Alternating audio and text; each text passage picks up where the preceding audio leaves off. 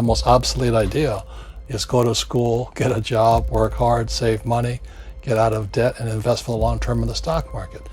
See, why would you save money when they're printing trillions of dollars? The gap between the 1% and 99% is massive. You see, it's not just money. You have to step back and look at the bigger picture. So what do you do? In every one of us is a poor person. There's still a poor person inside me. There's also a middle class person, and the middle class persons want security. They want that steady paycheck. And there's a rich person. And they're all inside of us, except that it's not taught. You're taught to go to school, get a job, and get a paycheck. You're not taught how to get rich. If you read Rich Dad, Poor Dad, my rich dad refused to pay me. He said the paycheck was one of the most damaging things you could take in your life. He says the moment you take a paycheck, you're an employee, and that's the mindset.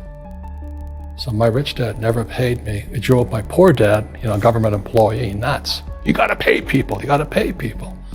And Rich Dad was not saying that the paycheck was bad. He says you didn't want to be a slave to money. So as an entrepreneur, if Rich Dad folded, I just started another company. I don't need a paycheck. I don't need anybody to take care of me. If my government doesn't like me, I move to another country because they need entrepreneurs there. So the entrepreneur is not so much the business. The entrepreneur is really the mindset and the skill sets and the different set of rules.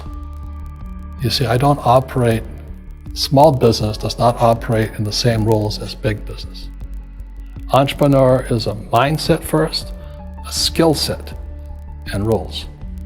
And depending upon whether you're an employee or a small business, the rules are different.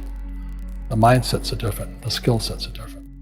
If you could say one thing to somebody who's never been an entrepreneur and they're thinking about making the leap of faith into becoming an entrepreneur, what could you tell them?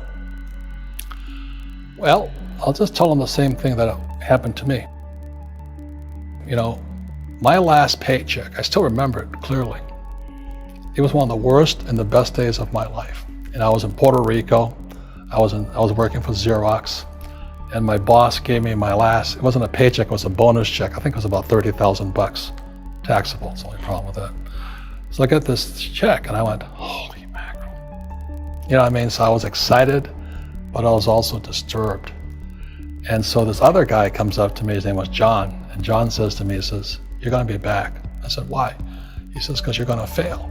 I looked at him and said, look, few expletive words.